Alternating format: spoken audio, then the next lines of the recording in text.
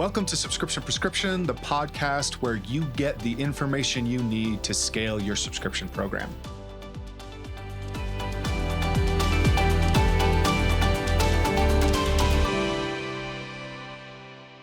Hello and welcome to another dose of Subscription Prescription. I'm your host, Matthew Holman, and this is the show where we help you figure out all things related to direct-to-consumer subscriptions. This is kind of a fun dose. This is the How Do I Make My Subscription Stickier episode, where we're actually going to be going through a lot of really famous different types of subscriptions that you're aware of, and I'm going to break some of them down to give you some insights, both good and bad, about why they work. Okay, with the ultimate goal here of getting more subscribers and getting them to stay longer. So by listening to this dose, I hope that you find some inspiration and some ideas on that you can take back to your own program to make things a little bit better.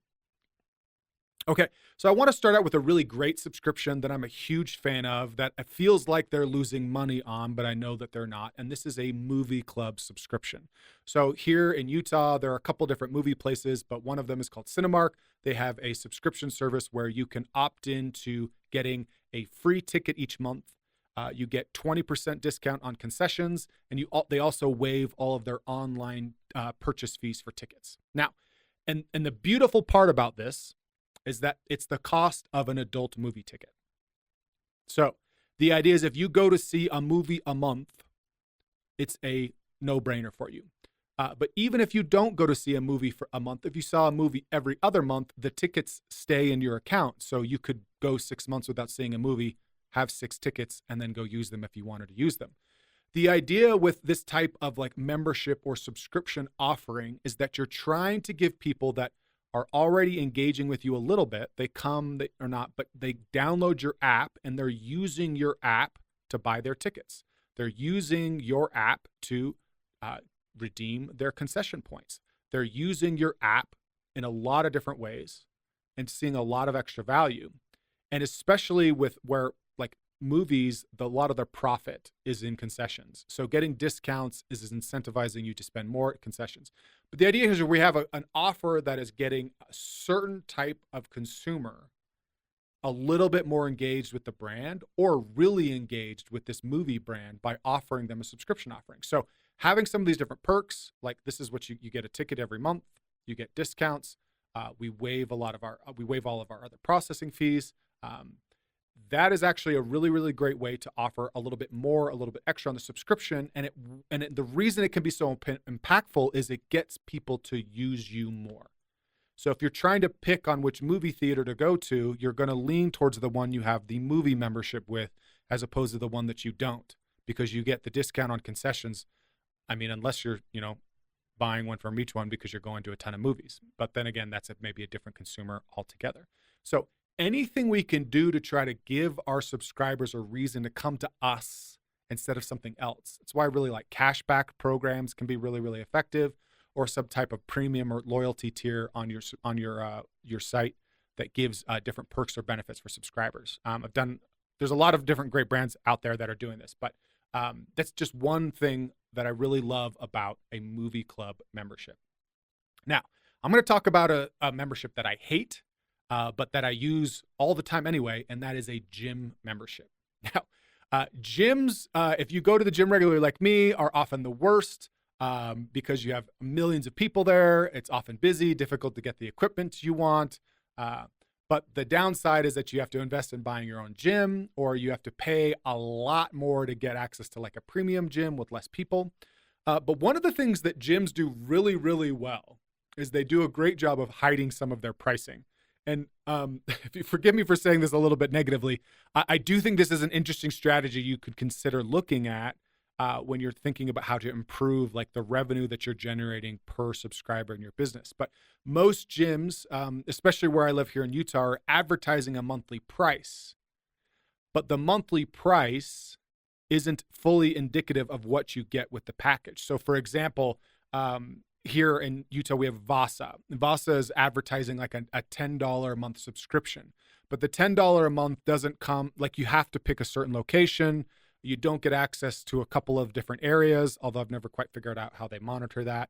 And there is an annual membership fee that kicks in around month 3. So that is actually in a sense, a little bit of a hidden fee. So we get people in the door with an introductory offer, with this $10 a month offer. But by the way, if you want access to the pool, to the sauna, if you want to be able to go to gyms at other locations, depending on where you live, yeah, that's the $20 a month plan. So you get people in the door with a lower price offer, and you show them some of the other features that they're missing out on. You get them onto that bigger one. And then I wouldn't recommend you just hide this charge, but they do actually have a month, an annual fee that kind of makes that $10 or $20 a month charge actually realistically more like, because it's usually like 70, 80 bucks. So it's generally about $6 or $7 higher than it was. And that membership fee is actually a prime revenue driver for them. Okay, so if you're thinking about your subscription, we can get people in with introductory offers. We can have other features or other things that we're kind of hiding behind a higher tier. And then we can have other upsells or annual memberships or annual offers that we can use to generate more revenue. Okay, Amazon subscription. Now, I'm assuming that like 98% of you that are reading or listening to this podcast are an Amazon Prime member. One of the things I think, and Amazon's really easy to point as being successful, but I think that if we go back a few years, and maybe it's longer than a few years, when Amazon Prime was first starting, they were just looking for all kinds of ways to add value to the membership. In fact, the Prime video streaming service is a direct result of Amazon looking to build out a product line that made their Prime membership even more valuable. Okay, so I know that now it seems just kind of like a no-brainer. Oh, Amazon's this massive company. They've built all these features into it, but they did not start out that way. Prime used to be something about getting your shipping fees waived. So if you're using the product a lot, you could get your shipping fees waived by using this. There's a brand that I've talked about a lot before, X Endurance, that does this. If you buy their annual membership, they're paying for all of your shipping costs, right? So they're already offering that as an option. But Amazon has looked to add more and more value so that you use that without thinking. So that if you're using Amazon Prime streaming or music, it's part of your Prime membership. If you're buying things a lot from them, Prime Day deals, all this stuff, that's related to your membership. And so it's almost like become this thing you don't even think about in the back of your mind. It's just an expense you're kind of paying for, and you don't even ever actually evaluate the value and whether you really need it or not. I mean, maybe some people do, but you're not maybe even thinking about all the different ways you use it because it's become so entrenched in all these different aspects of your life. So when we're thinking about different ways we can enhance our subscription or our membership, we want to look for different ways we can add value, right? I've seen a lot of brands offer like, hey, we're going to give you access to this app, or we're going to give you access to this service. Like if you're buying protein powder, you get 6 months free on this fitness tracker app. We're trying to find other things to try to embed ourselves in this process. We're trying to find other ways to develop products that speak to this subscription, this membership. So again, I've talked about this in the past, but when we're thinking about product development, there's the school of thought is often we're trying to develop this. It's going to have its own launch, its own budget. We're going to build landing pages and put ad spend and all these things behind this.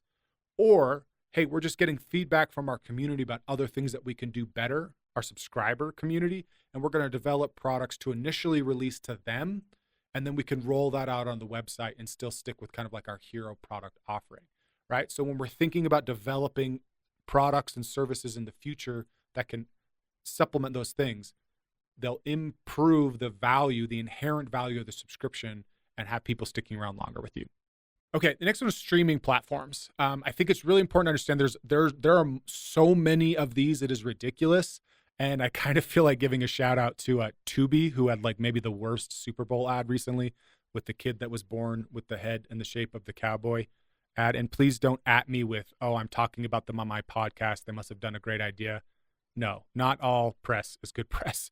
But the bottom line is there's, Max, Netflix, Amazon Prime, which we just talked about. There are just so many. And the reason that we're seeing more and more of them is because of these economies of scale that people get paying these subscription fees to access content, right? So all of these platforms are in the game of buying content that they can stream for you or creating new content so that you'll subscribe to their show. So there's some we downloaded Max and resubscribed recently to be able to watch a bunch of movies that were only available on their platform, right? Like I keep my Hulu subscription because of Shogun, which is this amazing show that you should go check out. But the idea with what makes streaming platforms really compelling is the content. And now behind the scenes, there's all this stuff happening with bundling and how you can access them. And I talked a little bit earlier about ways to look to add more value. So potentially there's ways that you can think about partnering with other subscriptions, digital or physical, to like enhance the value you're offering. But it's really about, what have you done for me lately? What have you made that is new or compelling? Why should I stick with you as opposed to go get my protein powder from somebody else, this new kid on the block? Because if you're not innovating or refreshing things in the minds of your subscribers, you're at risk of losing people that have hit this 4 or 5, 6 month mark. And even if you're not rolling out new product all the time, think about the subscription as a journey, right? Like, hey, month 1, month 2, this is our typical subscriber, what they need, what they get. Month 3 or 4, we're going to introduce some new products or a different service. Month 5 and 6, we're going to go after them to try to make sure that they're using this part of our app that we've just launched. So thinking through the timeline, even if you're not rolling out new products all the time, is a really important way that you can enhance your subscriber experience, create something a little bit bigger, a little bit better that you can use to attract people in, but also retain the people that you've got. Co-working membership. So I work from home. For those of you that work remotely, probably similar to me, probably often go into office at a co-working space. One of the things that make co-working spaces kind of appealing is a unique offering to a unique customer or individual.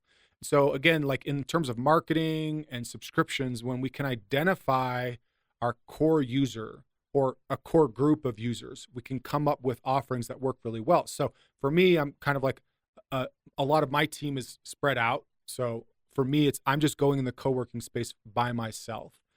It's really great to go into because I'm looking to get away or out of the house for a little bit. Maybe I'm in the midst of running errands, meeting up for lunch, or potentially like I can hold meetings there. We hold events and host other things at the co-working space. So that's a lot of the reasons why I go there. That's a little bit different or unique. I pay a monthly membership for that. People that want to have their office there. Say you have a team of 5 people, there's a different appeal for you. You actually want a central location where everybody can come in, meet, work together, but you don't have the funding or you don't want to make this huge commitment with a lease on an office space. So getting into a co-working space for your 5 people or 10 people, and it allows you to scale up. So if you want to add more people, you can add more space and have different access. It also has a lot of the amenities of what like a really nice office might be, with there's like coffee and snacks and cool little meeting rooms and call booths and stuff like that. So it's really appealing for small companies as well. And then you have even larger companies that are, say, like taking out a corner of the floor because they don't want to get into, say, some of these leasing agreements. But understanding the value behind why people want to come into these spaces, right? And having tiers or having different options available to people. Understanding those use cases for your subscribers. Why are some people coming in? This offering is really great for a stay-at-home mom, or hey, this offering is really great for people that are looking to work out and get back in shape. Like, understanding those things allows you to make sure you're speaking to the right amenities that you're using to highlight the subscription, and also understanding that what brings somebody in might not always be the same reason why they keep coming back. So for example, I initially subscribed to the co-working space because I just felt like I needed to get out of the house, right? I needed to make sure that I wasn't just always just in my room or in my office, and I needed to see other human beings. That was the reason why I got it. The reason why I've kept it, however, it's proved to be incredibly convenient when I need to come in to record a podcast, and I can work half the day before I do the podcast at the co-working space and avoid traffic. Or if I have meetings that I want to have, I have people meet me there, or lunch meetings. I work out of the co-working space that day to save time on traffic and commuting. So that's one of the bigger reasons why I kept it, because it's actually proved to be really, really convenient with how I manage my work schedule. So similar to how you want to think about your subscribers, how they come in might not always be the same reason why they stick around. That's why we collect information at those touch points and try to understand better what people want from the subscription. Now, the final one I want to talk about, because it feels a little bit mysterious to me, but one that I think is always really, really interesting, are phone plans, right? So these are subscriptions that we have to access cellular data. Verizon is who we use. Verizon does a lot of really interesting things, right? So there is an app that they have you use.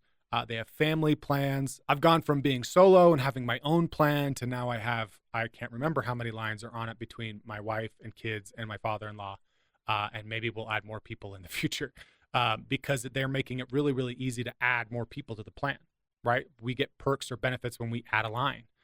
When we bought a new phone for our daughter, we went and the offer to add a new line was just too compelling. We actually got a new phone out of it. It was super convenient. So there's this structure that they've built though. So I will say this, like, while it often doesn't make sense, it feels like maybe they're losing money on the transaction. I will say that telecom companies like Verizon are incredibly good at knowing their numbers, right? So if you know your numbers really, really well, you know what you can afford to get somebody onto that track, right? So if you have different tiers of offerings or different products and you understand the lifetime value of the people that are on those, you can do a better job of getting people to upgrade from one to another, getting new people that come in and what you want to offer them as well. And then there's a lot of perks that Verizon uses to do this, right? So like they have really convenient financing if you want to get a new phone, right? They embed that into the cost of your phone plan so that it doesn't feel like you're paying for a brand new phone up front. Being able to charge less money if you pay via direct deposit versus your credit card. So essentially Verizon's saying like, hey, if you're willing to not pay with a credit card, we're going to give you $10 off your plan because that actually allows us to save on processing, own a lot of that money more of ourselves. Okay. So, and then as well as like devices, they're always rolling out devices and have different plans related to those devices and offers related to those devices. I know it can feel fairly complex, but again, the core lesson to take away from say a Verizon or your telecom company, they know their numbers. They know what they can afford to give away to get somebody to go from one tier to another or from another product to another. They know that once they get you in the door, that family plan with unlimited data feels a lot more compelling than the non-family plan where you're not getting unlimited data. Okay, so to wrap up, out of all these different subscription and membership offerings that we've talked about, I think some of the important lessons to take away from these first are to know your customer, to know the reasons why they're coming in to buy from you, but also the reasons why they stick around. Know your numbers.